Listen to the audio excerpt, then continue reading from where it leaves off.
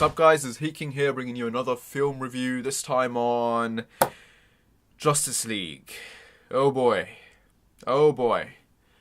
I watched this on opening release day on Friday afternoon. It's been a few days now since then. I know you're wondering, why is this review so late? Well, I did do a review previously before, but now I'm doing another one to really get my thoughts together because, wow, this movie is a bit difficult to talk about. And that's mostly stemming from the fact that lots of information just came out the other day about all the stuff that was cut out from the final product since Whedon took over. And yeah, it's a bit of a weird movie to discuss, really, because it's hard to really dissect it and really get to grips with whether it's good or not. So, that's the big question. I mean, the big questions you'd have to ask is, did you like it? Do you think it's a good film? Where will other people see it? Do you want other people to see it? Should other people see it? Should other people see it? Do you want to see it? Would I suggest you should watch this movie in cinemas or wait for the Blu-ray or just not watch it at all?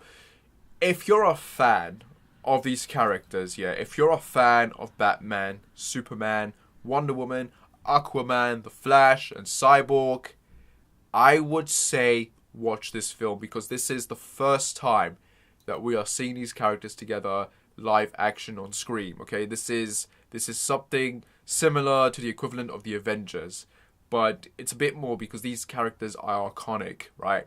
And yeah, you don't want to miss that. You really want to go into the cinemas and see these characters live on screen. Whether you want to wait for the Blu-ray or not, that's up to you, really. Do you want to pay to go and see this in a big massive screen, or do you want to pay and get a copy that you can own forever and watch at your own leisure at home with lots of friends or just by yourself? That's up to you, really. So whether you want to see on the screen or wait for the Blu-ray, again, that's your option to make. Did I enjoy this film?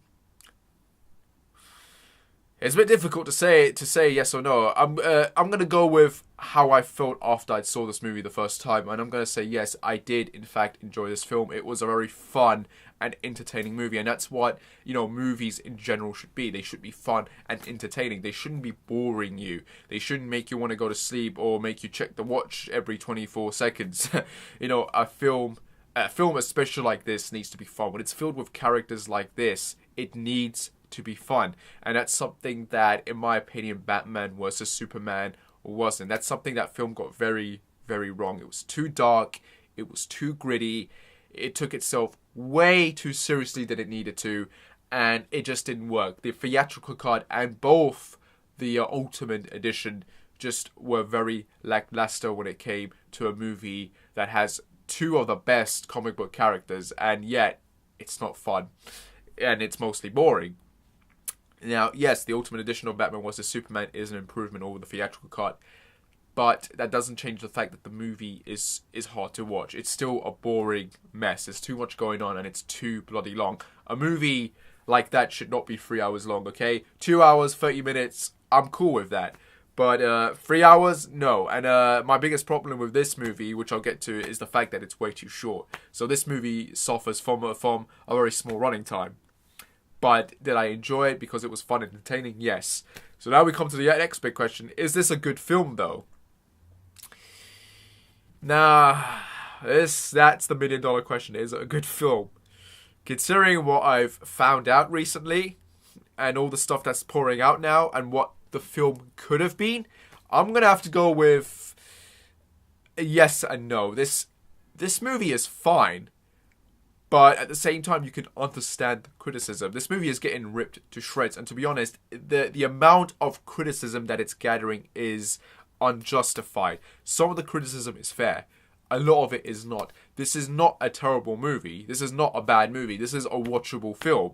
Yes, it is a mess, but it is a watchable film. It does have very good character dynamics, very good character moments, good action, a good message, and a decent, I'd say, okay story. But let's be honest, guys, you don't go into these movies for the story. It's an ensemble movie. You don't watch these films for the story. You watch it for the characters, and that's what it's about. And it gets that right. But the movie that we could have gotten, that's the disappointing part. And it just makes me look on all the stuff that was cut now that's been revealed, and it's like, oh, oh, this would have helped a bit in fixing a lot of the problems, and it would have tied back to the previous movies and made it have a good theme and narrative, plot point that encircles all three films. Instead, we don't get that now. But the way the film is now, is it good?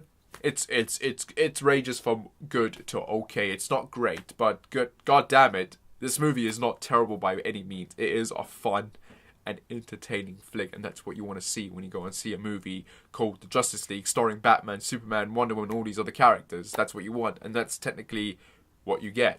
Like I said, you don't go into this movie for the plot. The plot is pretty simple. It's basically Avengers, okay? You got the big bad guy coming from space or whatever, and he's looking for the MacGuffins, and he's trying to bring these MacGuffins together in order to destroy the world. So you've got the characters, you've got Batman finding all the different characters, bring them together, and Frost are going to go and kick ass and save the day. At the same time, you've got the whole stuff to deal with regarding Superman's resurrection implemented into that. And for us, you basically got, a superhero ensemble movie filled with some problems, but for the most part has some very good moments too. Now, the performances of this movie are what hold this film together. The performances and the characters are the glue that holds this film together, because without it, it will fall apart quickly. It's one of those rare films where you really are lucky to have very good performances by very good actors. Now, not all the characters are given justice in terms of, you wanting to see them individually and seeing how they develop fully.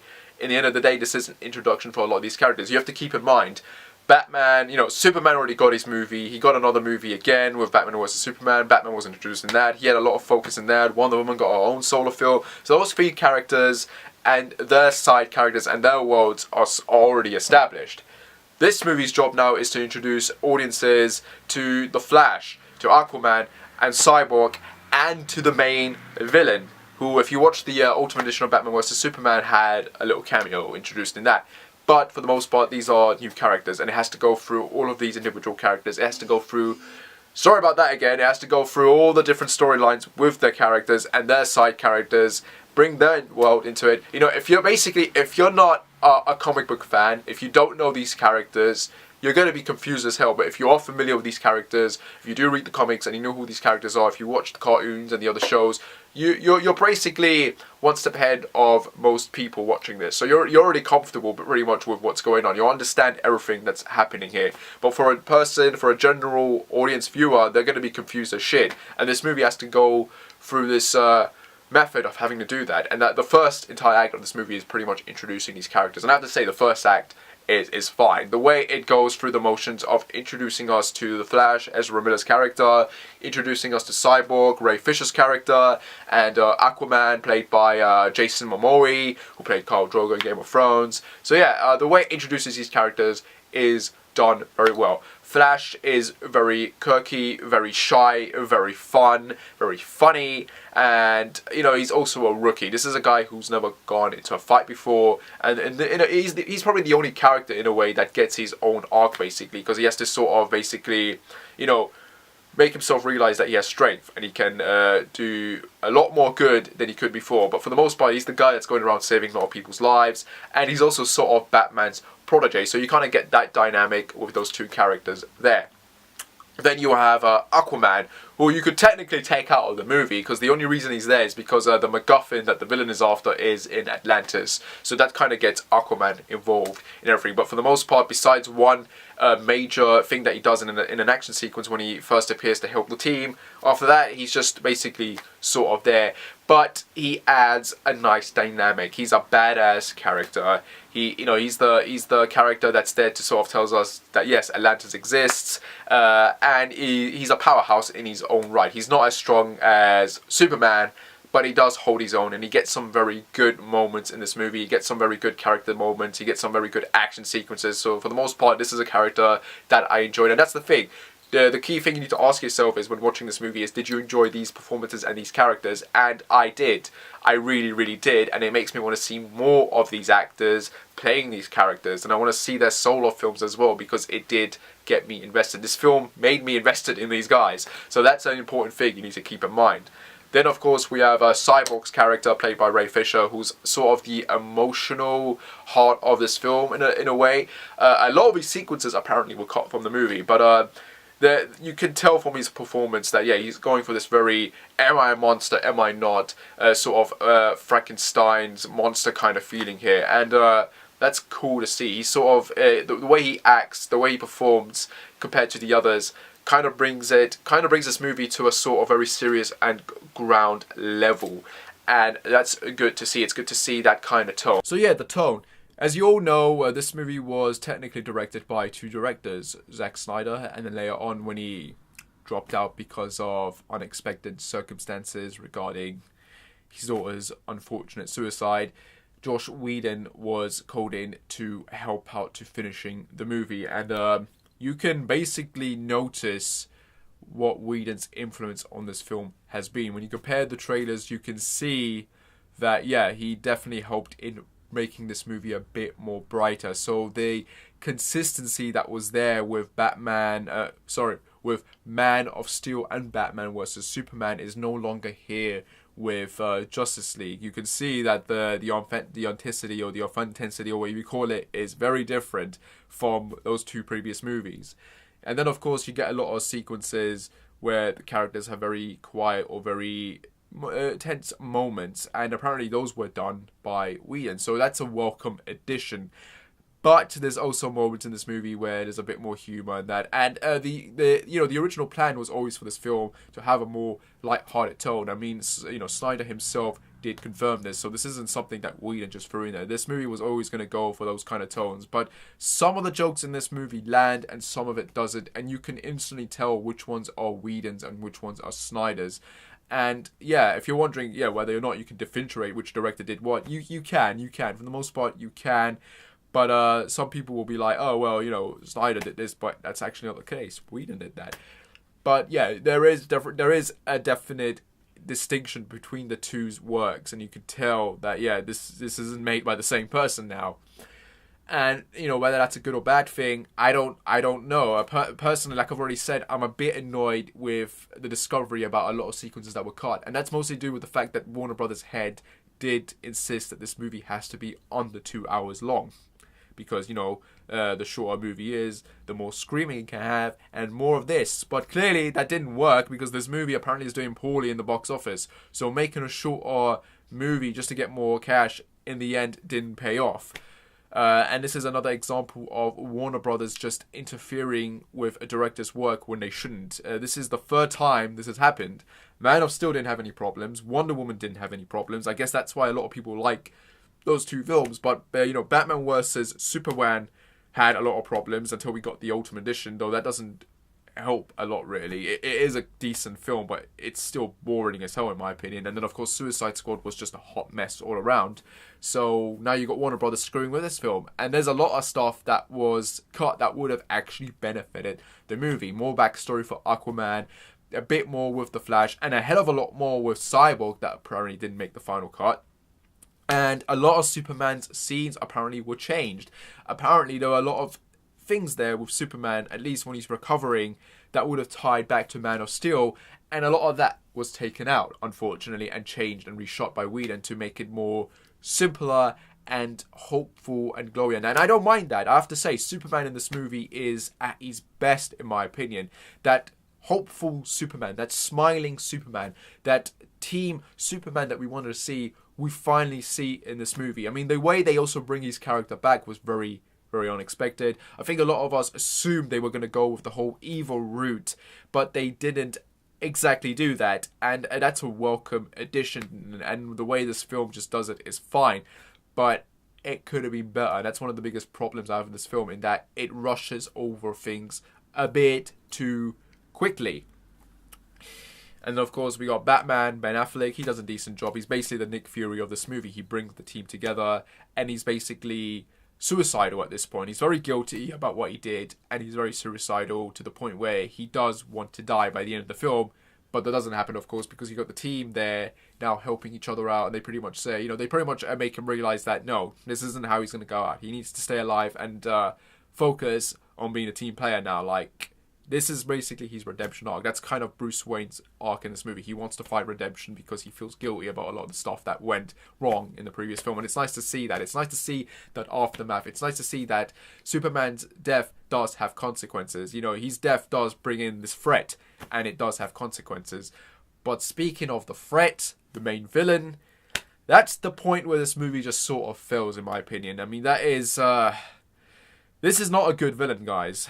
So yeah, Steppenwolf is our main villain of Justice League. And the CGI for his character is just terrible. It looks like you're looking at a video game. I know people are always going to bitch and moan about this. Like, oh, well, you know, what about other movies that does this? Here's the thing.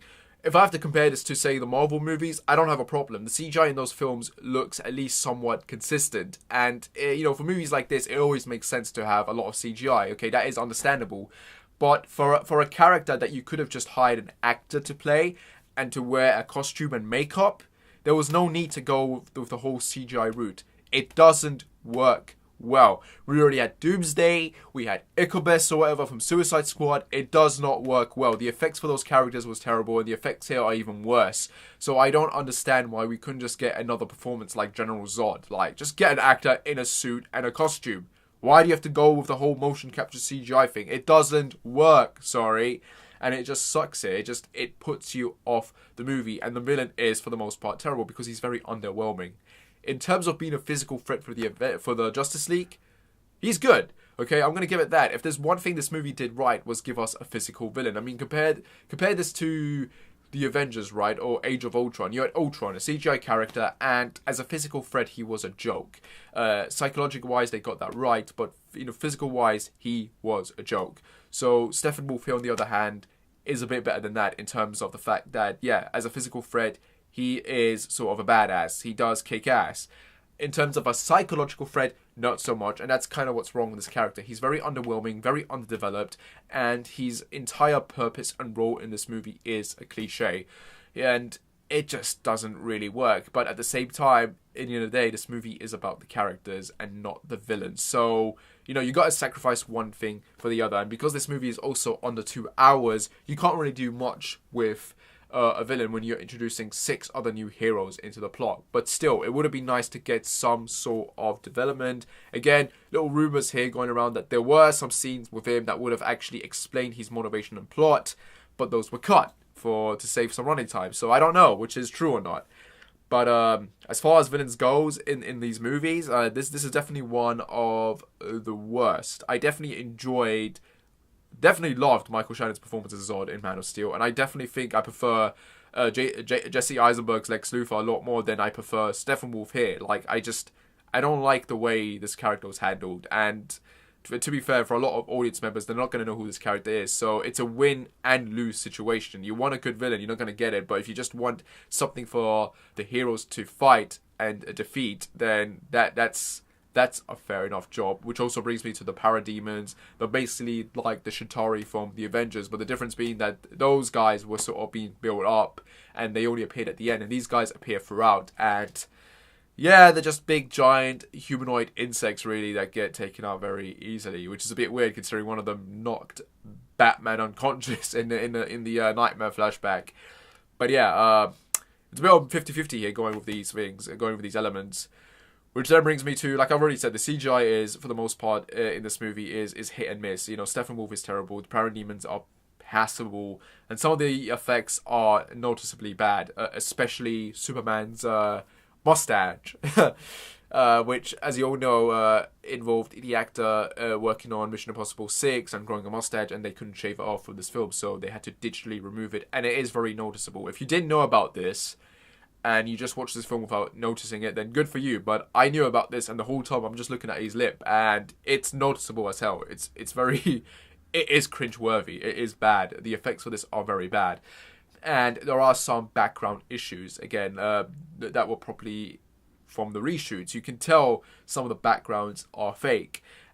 Green screen, basically. And yeah, it's just not very good. For a movie like this, with these characters, with the amount of budget it has, it's unacceptable actually, and it just puts a lot of other superhero movies that have come out to shame. A lot of people are going to make the argument, well, those movies had bad CGI. Yeah, they did have bad CGI. It was obvious they had bad CGI, but not to this extent, for Christ's sake. Like, some of those movies have that low budget feeling, and fair enough, we all know we all ripped it apart.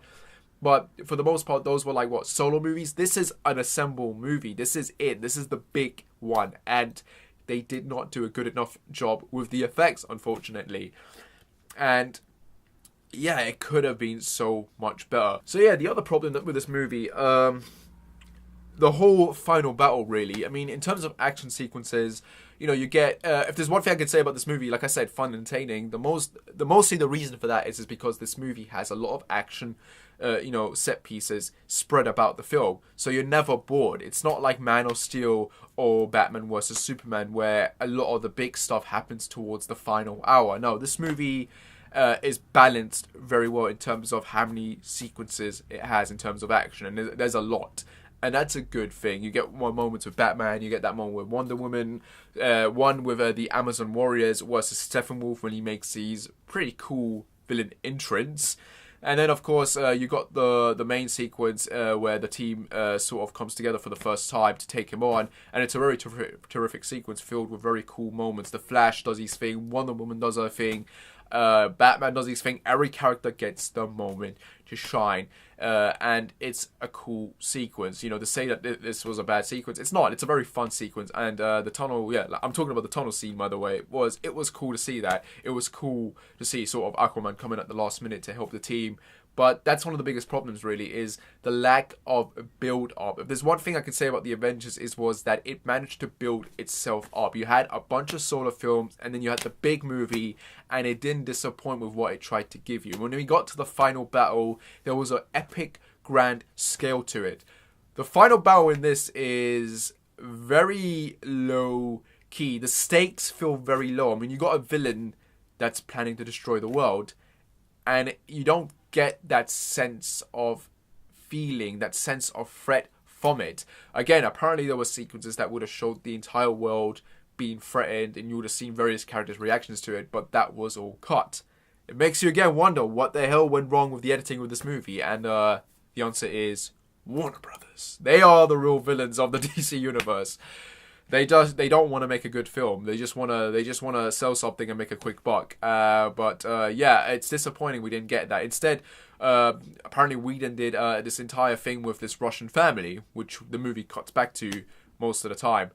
And it's meant to show us the humanity and people being in danger, but it's just this one family that we see throughout this entire film in this entire town that's technically supposed to be isolated. So that when we do get to the final battle, you got Flash saving them, and you got Superman saving, I think, a building full of civilians that we never see. So it's kind of one of those biggest problems with this movie. Like, did we have to have a sequence of these characters saving people? Did we really need that? And the answer would be no, we really didn't need that. You could have just made it an isolated location where the final fight takes place, and that's it. If you wanted to show people in danger, then they should have just done the world is actually being destroyed, and we're seeing various people's reactions to this, and they're all scared and shit. That would have been enough. Instead, we got to focus on stupid stuff like the family, when that could have been, the screen time of that could have been spent on building up these characters a bit more.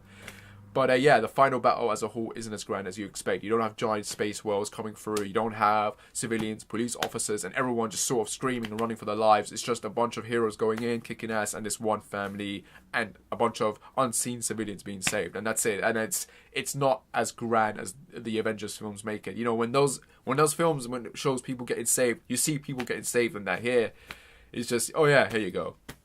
You can easily tell this was sort of a last-minute addition to the movie, and it's very off-putting. It really is very off-putting, honestly. But for the most part, just seeing these characters kick ass is all really the best part of the movie. Just seeing Superman there with the team, and these guys doing their best to save the day and just kicking all kinds of ass. Aquaman, for me, is personally my favorite character in this movie. He gets the most awesome moments, character moments as well, where he just interacts with the characters, a bit of conflict and some emotional dramatic moments that really feel needed in this movie. And the action sequences with him are just very cool. Him just flying through the air and killing and spearing parademons and just getting thrown in that. And it's just awesome to see a Batman kicking ass in the I don't know, the Flying Fox or whatever you call it, and the Batmobile. Cool, just cool. Like this movie's got very cool moments, especially this one moment in this movie that I was hoping it would do and deliver, and it did.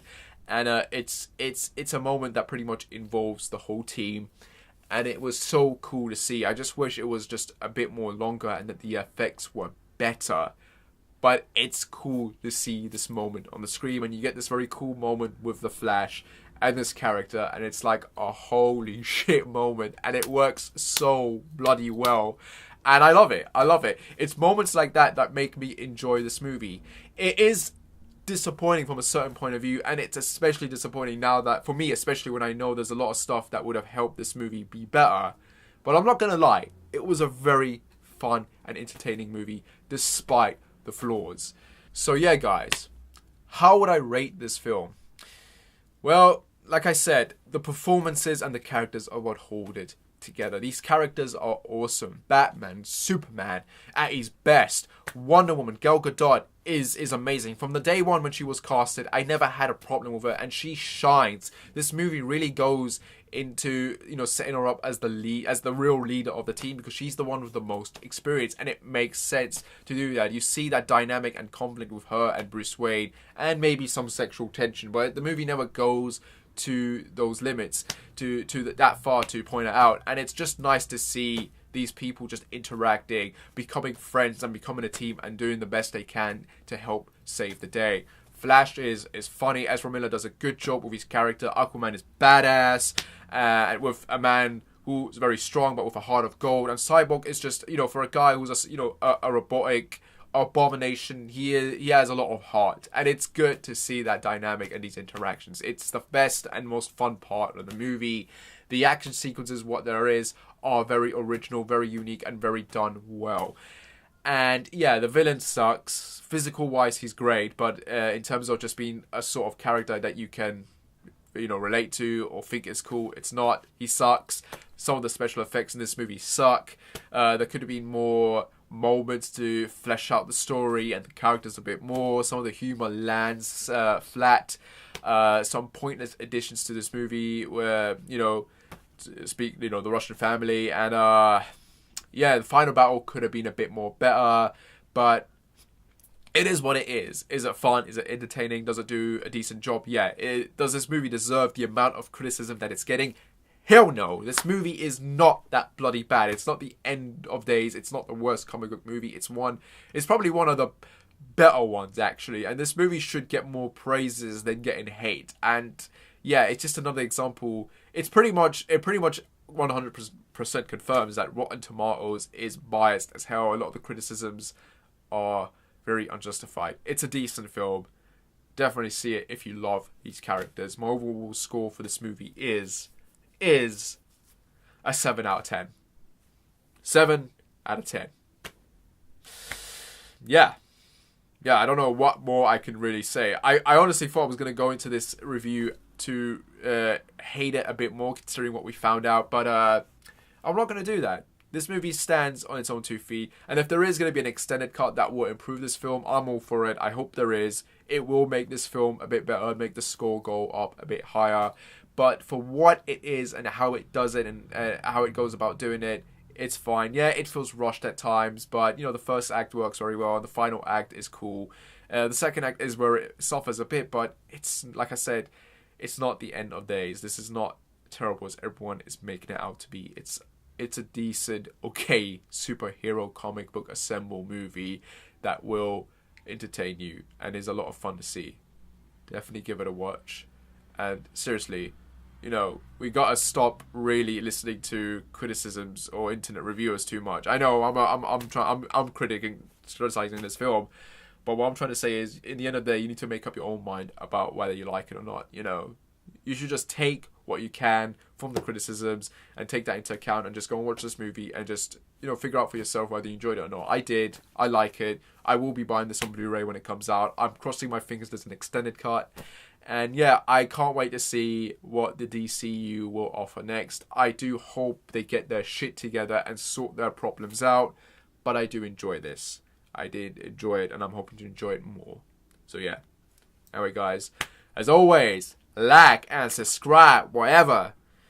Comment down below if you want. And as always, I shall see you when I shall see you. Take care and bye.